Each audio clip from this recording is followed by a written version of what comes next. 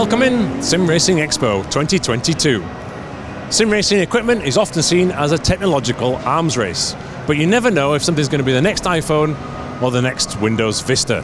So we're going to show you the best innovations from this exhibition for SimRacing in 2023.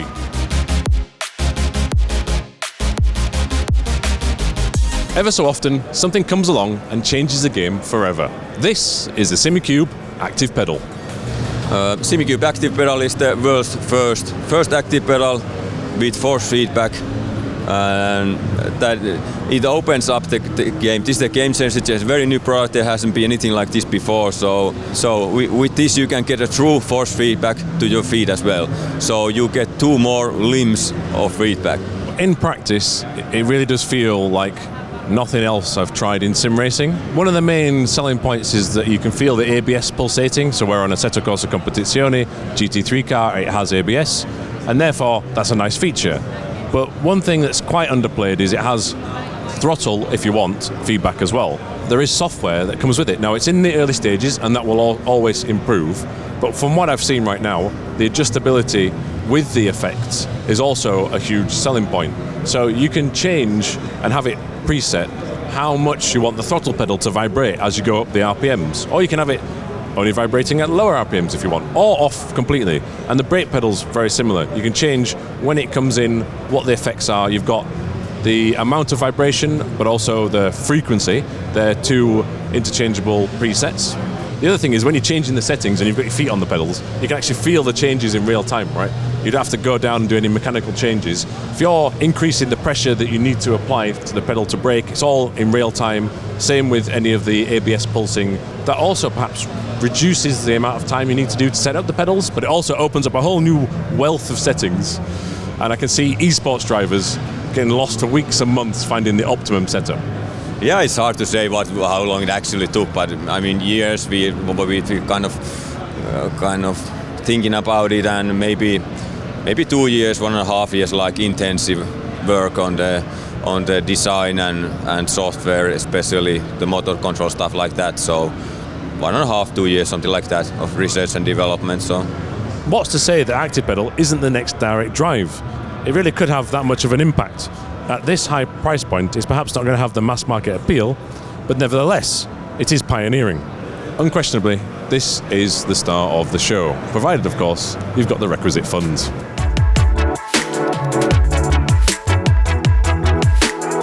A brand new sim racing wheelbase in itself is not a revolution, but the way Asetek SimSports is going about it does bring several key innovations to the market for the first time. To start with, we were able to try its brand new top-of-the-range Invicta wheelbase, which outputs up to 27 Nm of torque, to see if its feedback can match or eclipse contemporary rivals, but also test out the distinctive steering wheel quick-release system. So we tried the Formula car and a GT car, and a notable difference how it delivered the force feedback for both vehicles, which first of all is a good thing. Second of all, when you're going through Eau Rouge and Raidillon, you can really notice the downforce effect of the Formula car coming through with the force feedback. So you know the car can go through there flat out, but it's whether or not your arms can take it or not. This is one of the easiest quick releases I have ever used. So you can just pull this tab and it would pop off. Imagine if you're sat in your rig and you want to get another wheel from the side, you can also flip the wheel around, it straight away off, get another one, pop it back on.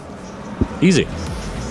Right, so we've already seen the quick release in action, Andre. Yep. But that was with an Asetek wheel. Yes. Now behind you here on a table are a load of third-party brands like Ascher Racing and Cube Controls, and they've also got the Asetek quick release. Right.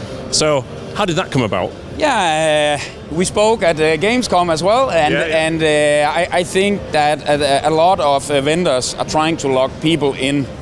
And my interest is to sell more SimSports hardware. And I think I sell more SimSports hardware by allowing other people to tap into our ecosystem. Yep. So that's actually the thoughts behind it. Before the steering wheels, wheelbases and quick releases, however, Asetek's first foray into sim racing was pedals, and its range will continue to evolve, such as announcing a prototype anti-lock braking system. So that is actually an ABS system or an ABS pump from a real car. Then we did let's say the electronic modifications, etc., to make it work. What we are trying to do with the Invicta pedals and have been trying to do all along is to mimic the feeling of a real race car. Right. And by doing that with ABS, there was the same thinking, how do we actually make it feel like a race car? So easy enough, we just adopt race car technology. So instead of simulating something, we just do it the right way. Okay. So this is a full ABS system, and the plan, of course, is you'll get the signal out of the software, out of the sim, and then when you're in the ABS zone, the pump will kick in, and then it will be the same feeling as in your car. So this is clearly a prototype now, but it's functioning at the show. Yeah, for sure. And then this is going to be a production model in the near future. And sim community near future is next week. Okay. So I would say during next year, that's the plan. Nice. The plan is for the ABS system to be sold as an optional extra for existing pedal set owners. And in a similar vein, the company has an upgrade philosophy for its wheelbases and steering wheels too. So once again, we've got 3 model ranges with the same name, so La Prima, Forte and Invicta. Yes. So my understanding is you buy this, which is 12 Newton meters. Yep. Over time, you can buy the upgrade pieces in some form to make it into a Forte. That's correct. The thing is, these 2 motors here are physically the same. Right, so the motors are the same. Yes, for La Prima and Forte. Yeah. We can do a lot, but we're not in the magic business. So the Invicta, it is a different motor. Yeah. So the reason you can't upgrade to a Forte to Invicta, it's a different motor, and it's also a different sized chassis. Yes, exactly. That's because the motor is so bigger. That fit in there. No, but what you can do, well, if the end users are now thinking, why is it then only 12 Newton meter? Why don't we get 18? Yeah. That's because obviously there's a big price difference. And to do that, we have needed to take components off. Yeah. So to get to the 18, you do need another power supply, a new PCB, and of course a firmware upgrade. And then you get the LED strips also. Yeah. So you can actually effectively go from a La Prima to a 18 Newton meter Forte with no compromises. So I think Asetek, ultimately, they've got a big investment here. It's a big, bold statement. They've got one of the biggest stands at the SimRacing Expo, and they're saying all the right things. The proof will be in a review of the wheelbases and the steering wheel, and see if it lives up to the strong start the company made with the Invicta pedals. So subscribe to our YouTube channel to not miss our full review. So the Trak Racer TRX, in collaboration with Alpine Racing, has genuinely been developed with the Formula 1 team and the Formula 2 drivers. Yes, it's one of the more expensive cockpits on the market. It's well over $1,000. However, the option of switching between the Formula style and the GT style with ranges in between without having to buy a separate rig or remove the seat or just change the structure is definitely a big appeal. You know, we were fortunate enough to have the trust of over 1,000 customers with pre-orders. We opened up pre-orders in Feb. We were meant to deliver in June. However, we weren't happy. The Alpine F1 engineers, they had a look at it. They said, look, we would like to improve the seat. We said, okay, let's do it. However, the product is 10 times better than what it would have been in June. So it's worth that process to go through. It's worked out extremely well for the customer. Some of them hate us for it, but they are getting the best rig in the market. Right. No one else has done this. Yeah, so it has got a party trick, which obviously at the minute it's in the Formula style. So I'm playing Formula 122, for example. I've got it in this low sung position, but in just a few moments I could change it. I want to play GT7. Yeah, there we go. All right, so you just loosen these. Yeah. So loosen those. Yeah. Turn this. Tighten those up. Yeah. You loosen these. Drop that down. Yeah. And the pedals, drop that down. It's also got a slider at the front. The monitor, if you want, you can also drop that down quite fast. Oh, interesting. So we're talking minutes to change it without tools. Yeah. Compared to what's out there at the market where people usually can't be bothered changing it because it takes, an hour of fiddling around. So how did the relationship between Alpine and Trak Racer come about? So right about like where we were starting to create Alpine Esports, our first partner was Trak Racer. And so we needed a partner, a simulator partner, and they very keen to innovate, really keen to do crazy project like the TRX. Yeah. And so that's why we chose them, and that's why we're working with them. So now it's been around 3 years. And it's not just cockpits and seats, we've got all sorts of electronics. The company's making big moves, and that's going to be no mean feat. However, extra competition in the marketplace is no bad thing, and we're looking forward to when the final production versions are available for testing. First up, we've got our Formula style rim, which is 310 millimeters. We have already finished the software that runs all the devices. So it runs everything you see here and more, which we've got coming out next year. Then if you move down here, this is our GT style 320mm rim with LED display, our Formula style rim. But without the it's basically an interchangeable, from our point of view. Yeah. We make one wheel. Right. And we can plug in the touchscreen LCD. Oh, it's a touchscreen? Yes, correct. Interesting. Or the LED display. Our own direct drive systems will allow for third-party wheels. I don't like the whole idea of locking customers into the ecosystem. So our direct drive will work with third-party wheels and vice versa. We were well aware that the company was working on pedals and wheels, handbrakes and shifters, because our interview with Matt on the podcast, which is available on Spotify and Apple Podcasts, enlightened us as a teaser that they were going into the equipment market. But when we turned up at the SimRacing Expo and they had a rival to the existing butt kicker, that was a huge surprise. In testing, well, when you turned on the engine and changed gears, it did deliver additional immersion. Again, this is early days as a prototype, and it's a big achievement for them to have a working example available at the show. How far away is this, do you think? Is that a difficult question? I'm confident that we will be delivering these mid-2023. Yeah, okay. The amp and the base shaker are actually a lot more advanced than everything else, but yeah.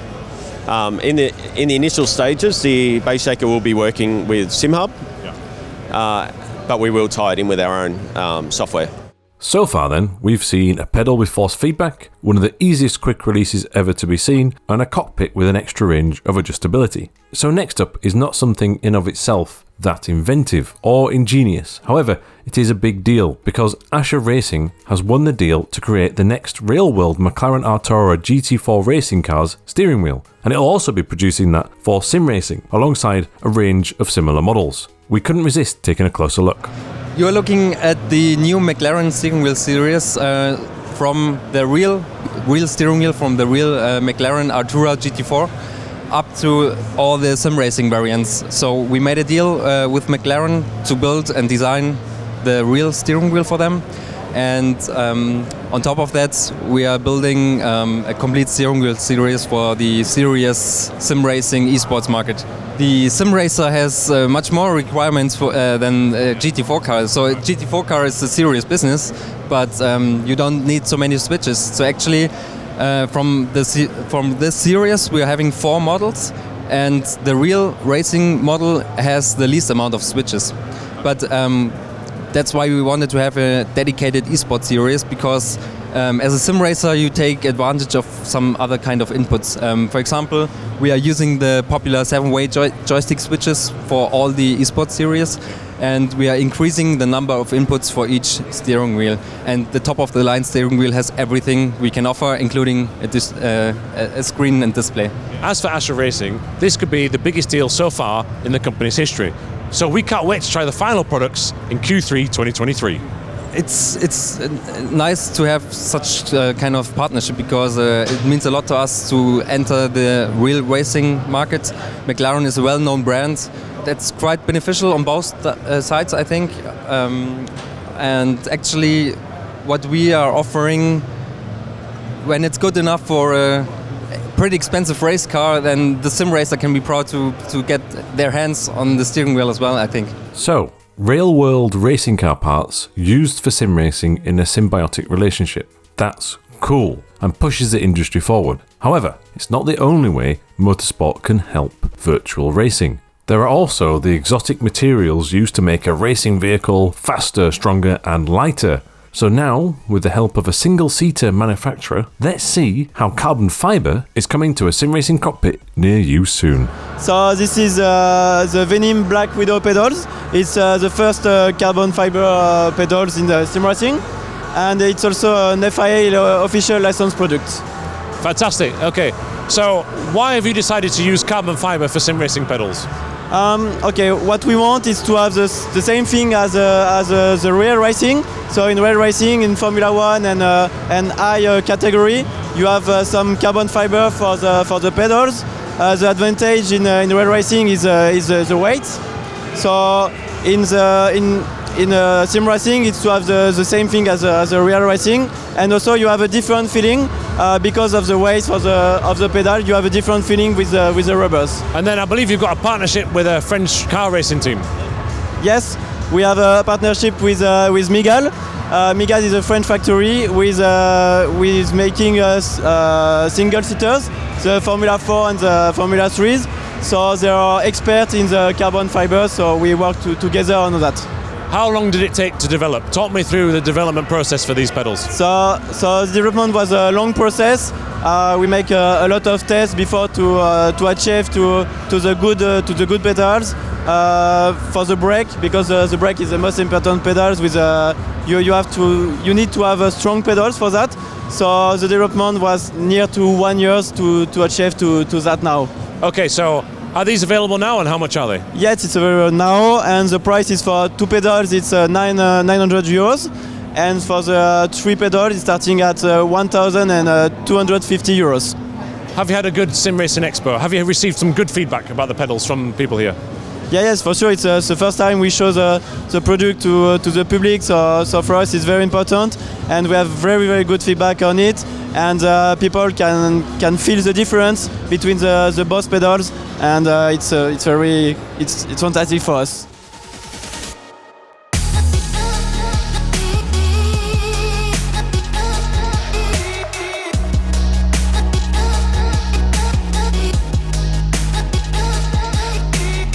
And those are the most exciting, innovative and interesting things that we spotted at this year's Sim Racing Expo.